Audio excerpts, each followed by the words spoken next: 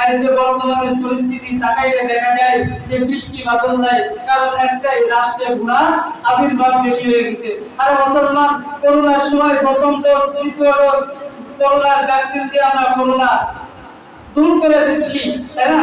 Corona দূর করে দিচ্ছি, কিন্তু মুসলমান এই ভ্যাকসিন লাগবে না, এই শরীরে আঘাত করে যে সুই ফুটায় যে ভ্যাকসিন দেন একটু কষ্ট হলেও হয়। কিন্তু মুসলমান, আল্লাহ তাআলা আপনাকে আমাকে এমন একটা কিতাব দিয়েছেন যে কিতাবের একটা অক্ষর যদি কেউ তেলাওয়াত করে আল্লাহ তাআলা তার আমলনামায় 10টি নেকি দিয়ে দেয়। সুবহানাল্লাহ। এই কিতাব ওয়ালা যদি কেউ হয়ে যায়, এই কিতাবের দিকে আহ্বান ওয়ালা ব্যক্তি যদি হয়ে যায়, তাহলে করোনা লাগবে না, এমনি করোনা লাগবে। গুনাহমুক্ত জীবন জিন্দেগি করেন, রাষ্ট্রকে গুনাহমুক্ত করেন, তাহলে আল্লাহ তাআলা আমাদের উপর রহমত বর্ষিত করবেন অবশ্যই, ইনশাআল্লাহ। এজন্য মুসলমান ভাইরা আমার, এজন্য খাজা কুতুবউদ্দিন বক্তের কাকি রহমাতুল্লাহ আলাইহি মৃত্যুকালীন তার খাদেমকে ওসিয়ত করে গেলেন যে খাদেম, আমার মৃত্যুর পরে যাকে তাকে দিয়ে জানাজা পড়াইবা।